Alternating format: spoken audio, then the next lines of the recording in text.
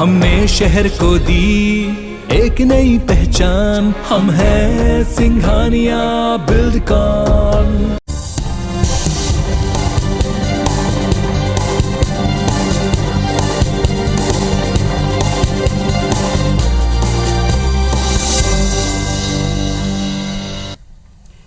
नमस्कार, मैं हूं पुनीत पाठक और आप देख रहे हैं मध्य प्रदेश की बात। बहुत स्वागत है आप सबका। 2023 में होने वाले विधानसभा चुनाव को लेकर प्रदेश में सरगर्मियां काफी तेज हैं। बीजेपी और कांग्रेस एक और संगठन को मजबूती देने के लिए लगातार अभियानों की श्रृंखला चला रहे हैं। लगातार इन श्रृंखलाओं के बीच में कुछ आयोजन भी हो रहे हैं। अलग अलग वर्गों को साधने की कवायद इन आयोजनों में साफ दिखती। आदिवासी और ओबीसी के बाद अब दलित वोटर्स को साधने के लिए भारतीय जनता पार्टी, कांग्रेस दोनों ने 16 फरवरी को रविदास जयंती को लेकर कार्यक्रम तैयार किए और अब इसी पर आरोपों की सियासत भी दिख रही। खुद को दलित हितैषी बताने की खोड़ सी दिख रही। सवाल उठता है, बीजेपी कांग्रेस का ये जो प्रेम है, इसकी असल वजह क्या 2023 का चुनाव है? क्या उसी को लेकर टारगेट की तैयारी में लगे? एक बार फिर से हम इस विषय के ऊपर दोनों वर्ग जो एक दूसरे पर आरोप लगा रहे हैं उस पर भी उत्तर लेंगे। पहले आप रिपोर्ट देखें।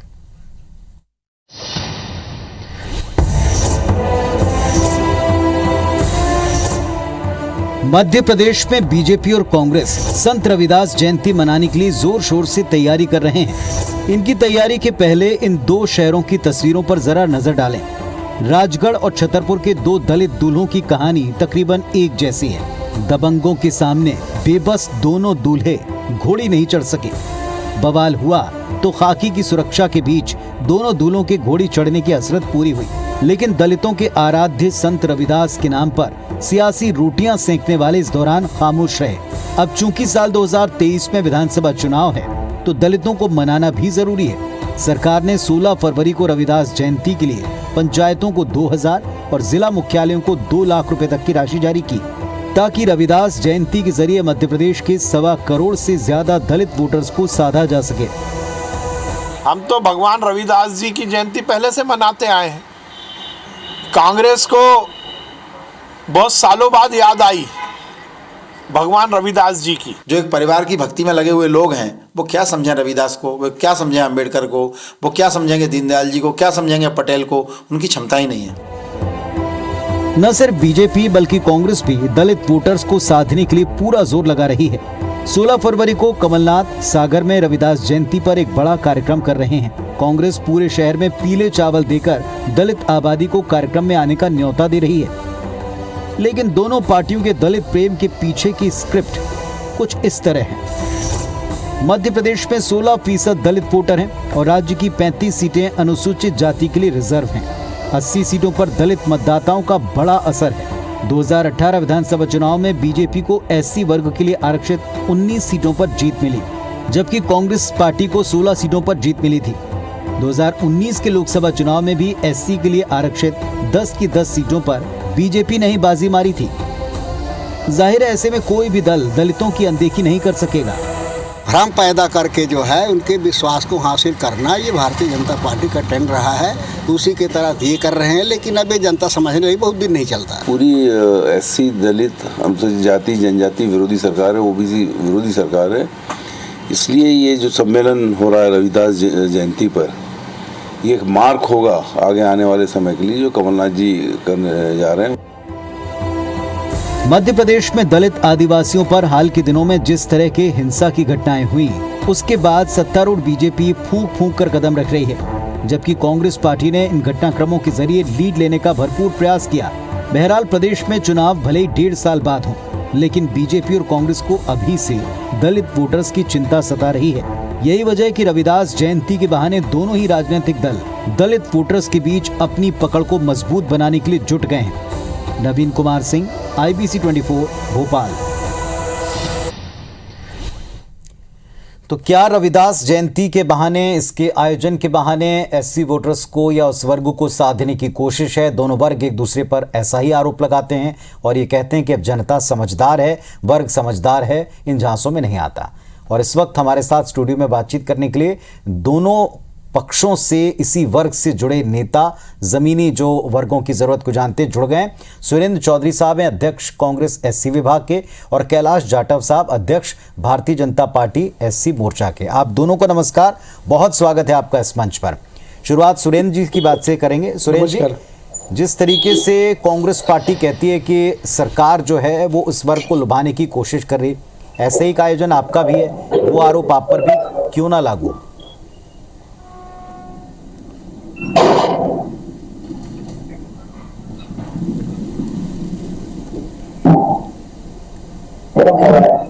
सुरेंद्र चौधरी साहब, मेरी आवाज आपको मिल पा रही?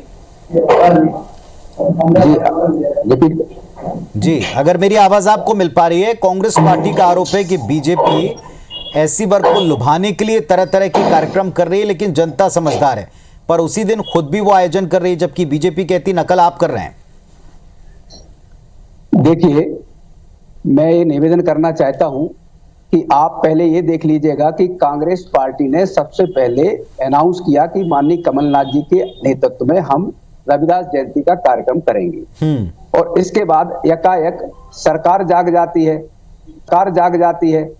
सरकार को ये घबराहट होने लगती है और घबराहट में सरकार आनन फानन में फैसला लेती है कि वह मध्य प्रदेश में संत रविदास जी का कार्यक्रम जयंती मनाने का करेगी। कोई बुराई नहीं करे, लेकिन बात स्पष्ट है और साफ है कि आपका उत्तरदायित्व क्या है। संत रविदास जी और अनुसूचित जाति वर्ग के विकास का जिम्मा, विकास का आपको एक वो आपको अधिकार पत्र मिला हुआ है। जनता ने आपको एक अधिकार सौंपा है लोकतंत्र में कि आप सरकार में बैठकर अनुसूचित जाति वर्ग की और संत रविदास जी के अनुयायियों के उन कार्यक्रमों के विकास में हिस्सेदार बने। अब मैं पूछना चाहता हूं इस राज्य की सरकार के मुखिया शिवराज सिंह चौहान जी से बड़े निवेदन के साथ कि आप सबसे पहले ये बताएं, आप जयंती मनाने की बात तो कर रहे हैं, चलिए कांग्रेस पार्टी मना रही, कांग्रेस पार्टी के पीछे आप भी जयंती मना रहे, लेकिन संत रविदास जी के नाम पर मध्य प्रदेश सरकार ने अनुसूचित जाति वित्त विकास निगम के माध्यम से संत शिरोमणि गुरु रविदास जी महाराज के पोस्टर लगाकर, चित्र लगाकर सरकारी योजनाएं चलाई। वो योजनाएं कहाँ हैं आज? वो योजनाएं क्यों बंद है?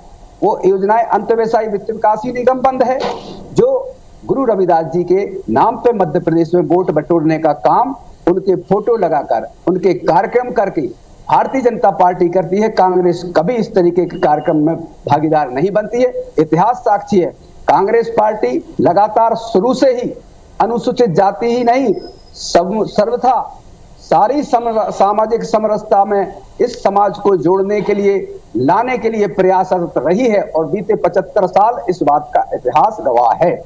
मैं निवेदन के साथ कहना चाहता हूं, इस मध्य प्रदेश में अनुसूचित जाति वर्ग में जो संत रविदास जी के अनुयायी हैं, आज सर्वाधिक मूर्तियां संत रविदास जी की इस प्रदेश में तोड़ी गई। उस समय चुप क्यों रही सरकार? आज संत रविदास जी के जितने भी सारे संत महात्मा अनुयायी हैं, उनके साथ भेदभाव क्यों किया गया? जहां इस राज्य की सरकार ने अन्य साधु संत महात्माओं को धर्मस्व विभाग के नाम से मान सम्मान और सौंपा है, वहीं संत अनुयायी जो हमारे संत शिरोमणि रविदास जी महाराज के मंदिरों में बैठे पुजारी हैं, संत हैं, सरकार हैं, उन सारे लोगों के सरकार ने दूर रखकर उनके साथ उपेक्षित व्यवहार किया है। मैं इस आज जयंती के संबंध में ये कहना चाहूंगा, कांग्रेस पार्टी इस जयंती को धार्मिक मान्यताओं के हिसाब से जो सनातन धर्म में मान्य परंपराएं हैं, उन परंपराओं को कायम रखती आई है। भारतीय जनता पार्टी ने कब से संत रविदास जी की जयंती मनाना चालू कर दिया? जरा आप इतिहास पे जाइएगा। कभी आरएसएस के लोग नहीं चाहते थे कि संत रविदास जी को कोई नाम भी ले, कभी भारतीय जनता पार्टी के मंदिरों में जाना नहीं चाहते कि संत रविदास जी के मंदिर में जाएं। इनको सिर्फ और सिर्फ उसमें वोट की राजनीति दिखती है। इस कारण से यह सारे के सारे लोग संत रविदास जी के नाम पर भोले भाले अनुसूचित जाति के लोगों को ठगना चाहते हैं। कांग्रेस पार्टी इन सारी चीजों को बेनकाब करने के उद्देश्य से हम सारी की सारी बात रखते हुए कहने चाहते हैं, अगर आपके मन में साफ गोई है तो संत शिरोमणि गुरु महाराज जी ने जो गुरुवाणी में लिखा है कि कैसे समाज की रचना होना चाहिए, ऐसा चाहूं राज में जहां मिले सबई को अन्न, छोटे बड़े सब सम बसें, गुरु रविदास रहे प्रसन्न। आज आधे से ज्यादा प्रदेश भुखमरी की कगार पर है। आज इन्होंने गुरु रविदास जी का जो पहली गुरु वाणी लिखी गई है, गुरु वाणी में जो उपदेश दिया गया, चलिए आपकी बात का जरा मैं उत्तर भी ले लूं। जो आपने आरोपों की फहरिस्त लगाई है उसका उत्तर भी ले लूं। कैलाश जाटव साहब, 3 बातें कही हैं यहाँ सुरेंद्र चौधरी साहब ने। पहला ये कि आप अगर कोई भी जयंती मनाते हैं तो उनके सिद्धांतों को लागू करने में पीछे क्यों है? दूसरा, देर से क्यों याद आई? आप नकल का उनके ऊपर आरोप लगा रहे हैं, जबकि उनका कहना है कि आपने उनके कार्यक्रम के बाद ही कार्यक्रम तय किया।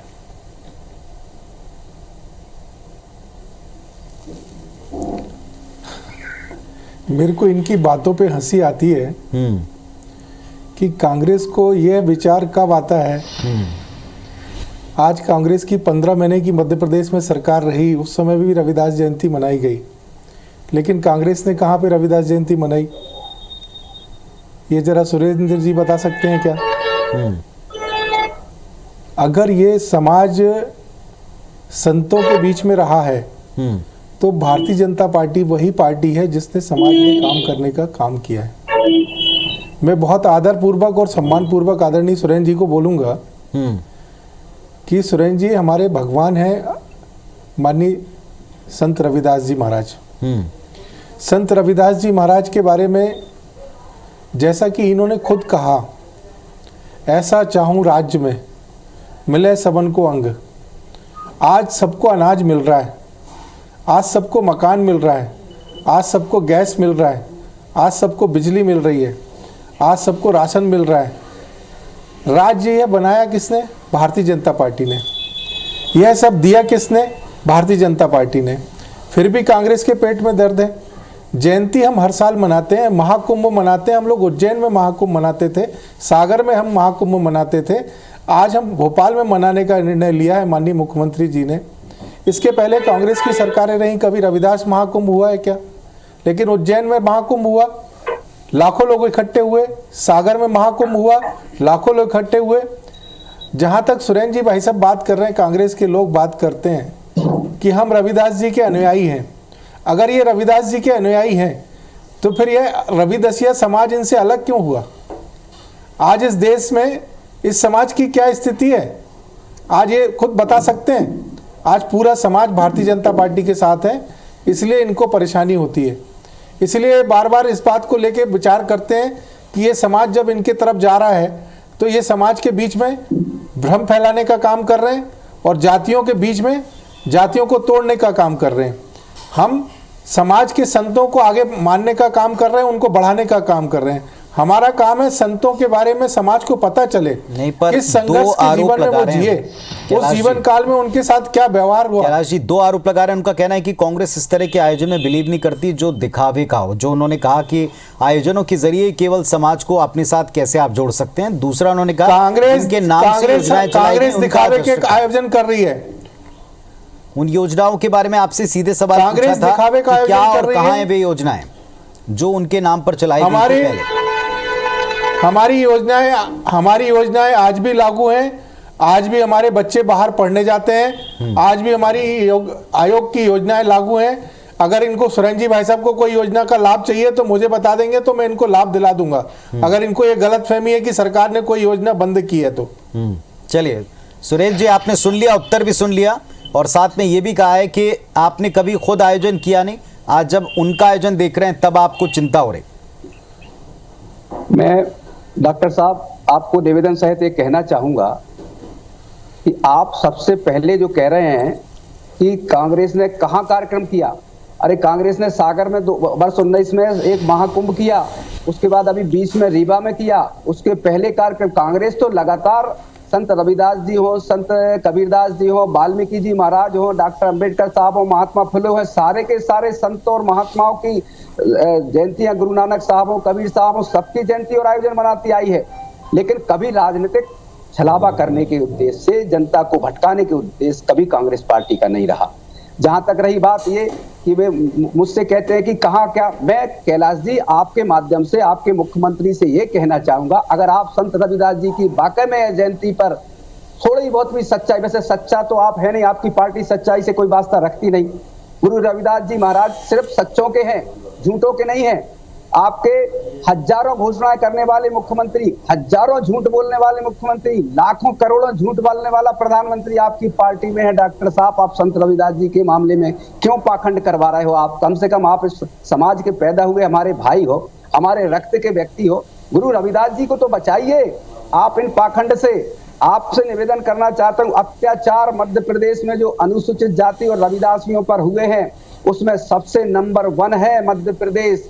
कुपोषण जो हुआ इस मध्य प्रदेश में, जो गुरु रविदास जी वाणी में, आपको और हमको किसी को ये अधिकार नहीं है कि गुरु रविदास जी की वो वाणी और गुरु रविदास जी के कार्यक्रम में शामिल हो। ठीक है, आपकी बात को उत्तर देना चाह रहे हैं जाटव साहब। कुपोषण में नंबर 1 है, अत्याचार में नंबर 1 है, बेरोजगारी में नंबर 1 है, साधु संत महात्माओं को उपेक्षा करने में नंबर 1 है। जाटव साहब, आप उत्तर दे सकते हैं। कुंभ क्या, 1 मिनट जाटव साहब से एक निवेदन, संत रविदास जी का कुंभ हुआ सागर में, आप सागर कुंभ का याद सुरेंद्र जी भाई साहब, आपके बीच के 36 आप माननीय शिवराज जी भाई साहब की बात कर रहे हैं। शिवराज जी भाई साहब एक ऐसे मुख्यमंत्री हैं मध्य प्रदेश के जिनसे सामान्य से सामान्य व्यक्ति, अनुसूचित जाति का व्यक्ति कभी भी मिल सकता है। आपके मुख्यमंत्री से तो कोई मिल भी नहीं सकता था और उनसे मुलाकात करने के लिए समय भी नहीं ले सकता था। और जहां तक हमारे माननीय प्रधानमंत्री जी का सवाल है, प्रधानमंत्री जैसा व्यक्तित्व इस देश में न कभी हुआ है न कभी होगा।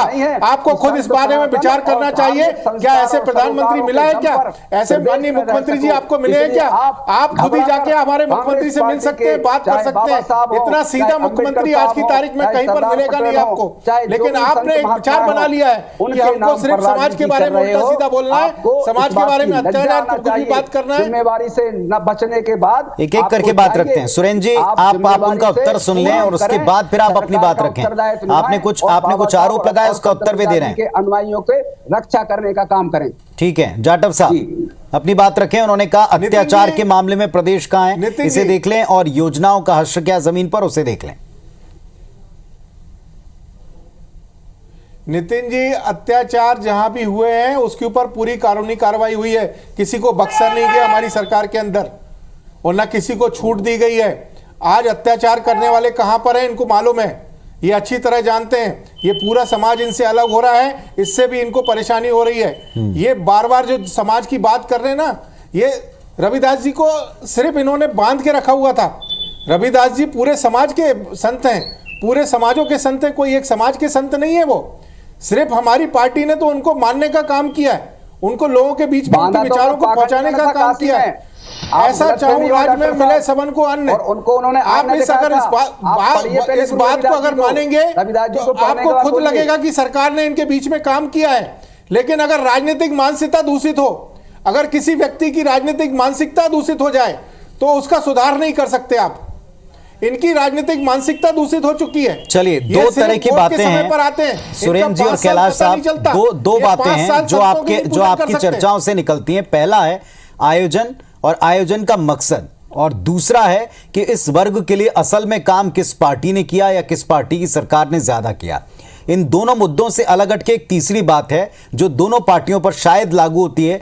क्या ये वर्ग अच्छी तरह नहीं समझता कि चुनाव को देखते हुए इस तरह के आयोजन हो रहे हैं? क्या चुनाव को टारगेट में रखते हुए हम भले ही बात कहें, उस जिस संत का खुद ही कहना था कि सबको एक साथ रह के समृद्ध समाज होना चाहिए, क्या हम अलग अलग वर्गों के आधार पर इस तरह के आयोजन कर रहे हैं? को लेकर नहीं करते हैं। ठीक है, मैं इस पर उत्तर दूंगा आपसे। एक ब्रेक ले लो जाटव साहब, एक ब्रेक ले लो, इस पर आप अपनी बात रखिएगा विस्तार से। हम लोग चुनाव को देख के तो संत रविदास जी की जयंती के अवसर के ऊपर होने वाले आयोजनों पर एक बहस छिड़ी हुई है। सुरेंद्र चौधरी साहब कांग्रेस पार्टी से और कैलाश जाटव साहब भारतीय जनता पार्टी से इसी वर्ग के नेता हैं जो अपनी अपनी बात रख रहे हैं। ये सवाल दोनों पक्षों के लिए था। सुरेंद्र जी, जो आरोप आप लगा रहे हैं कि ये सब कुछ पार्टी पॉलिटिक्स या यूं कहें वोट पॉलिटिक्स का हिस्सा, तो ये बात तो कांग्रेस पार्टी पर लागू क्यों नहीं होगी? क्योंकि आयोजनों को लेकर के जो खुद संत कहते थे कि उनका समरसता के ऊपर जोर था, सबके एका के ऊपर जोर था। क्या आपको लगता है ये सारे आयोजन केवल उस वर्ग के लोगों के बीच अपना जताने के लिए हो रहे हैं? क्या ये कांग्रेस पार्टी पर भी लागू नहीं होता?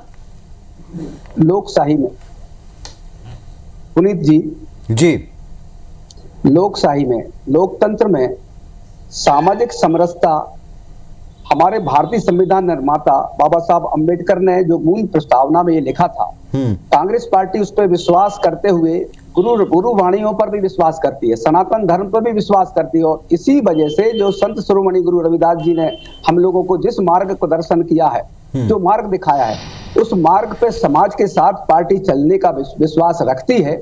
इसी उद्देश्य को लेकर हमारी कांग्रेस पार्टी की ओर से माननीय कमलनाथ जी ने संत रविदास जी की जयंती का आयोजन करने का ये निर्णय लिया है। मैं निवेदन करना चाहता हूं कि कैलाश जाटव साहब मेरे से कह रहे थे कि इस मध्य प्रदेश में अपराध जिन्होंने घटित किए हैं उनकी जगह कहां है मैं जानता हूं। मैं इनसे पूछना चाहता हूं, मध्य प्रदेश में 8 जिलों में पुलिस कस्टडी में रविदास बंधुओं के साथ मारपीट ही नहीं की, उनकी हत्या हुई। आज दिनांक तक उन पर कार्रवाई नहीं हुई। पुलिस में रहने वाला रविदास वंश का एक भाई बड़ा मलेरा में, वहां अभी कल की घटना है, डॉक्टर साहब ध्यान दीजिएगा, कल की घटना में पुलिस में रहते हुए रविदासी भाई को उसकी बारात घोड़े पे नहीं चढ़ने दी जाती है। राज्य सरकार का सगल है, ये राज्य सरकार का एक नमूना है। आज दिनांक तक यह सरकार खुद पुलिस महकमे में रहने वाले रविदास वंश के आरक्षक को घोड़े पे बारात नहीं निकलने देती है। ये सरकार की लिए आईना है। इसके साथ अकेले चलिए आपकी बात का भी उत्तर देना चाह रहे हैं, एक एक बात का उत्तर ले लें ताकि लोगों के बीच में बात स्पष्ट हो जाए। सुरेंद्र जी कैलाश साहब अपना उत्तर दें।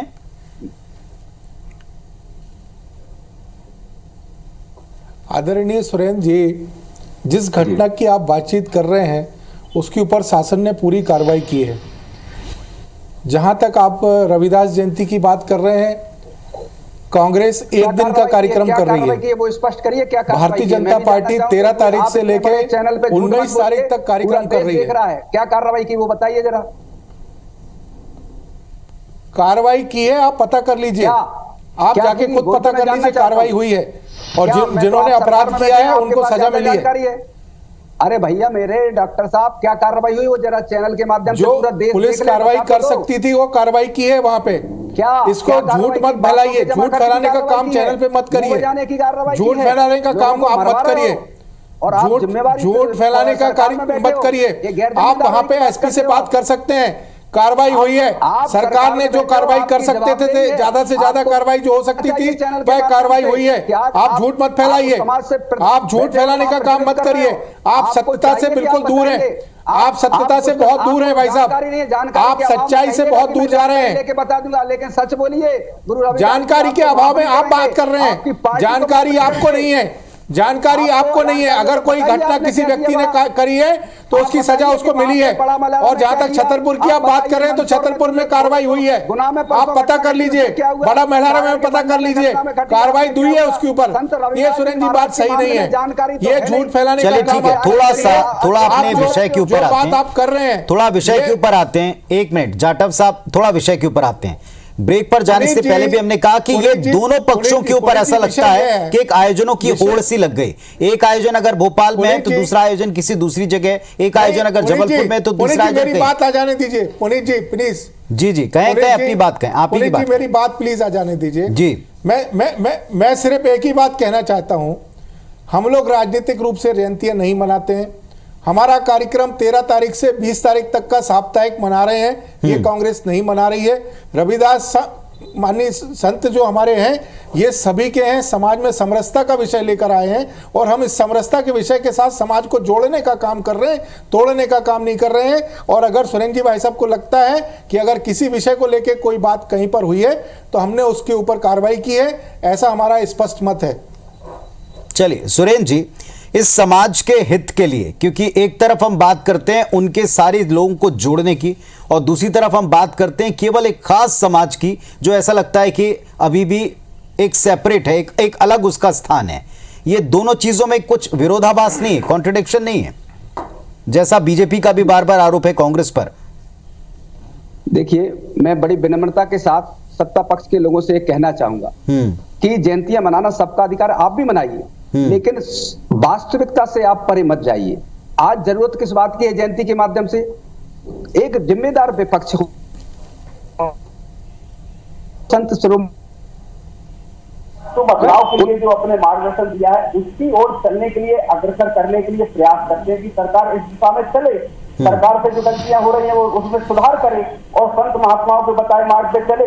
लेकिन अगर इन्होंने ये जिद ही पकड़ ली है कि नहीं साहब हम तो सिर्फ जयंती का काउंटर जयंती से करेंगे, तो ये सिर्फ उदालते में है। ये संत शिरोमणि गुरु रविदास जी महाराज। ठीक है, अब आपकी बात का उत्तर लेने दीजिए मुझे। जी कैलाश जी उत्तर दें।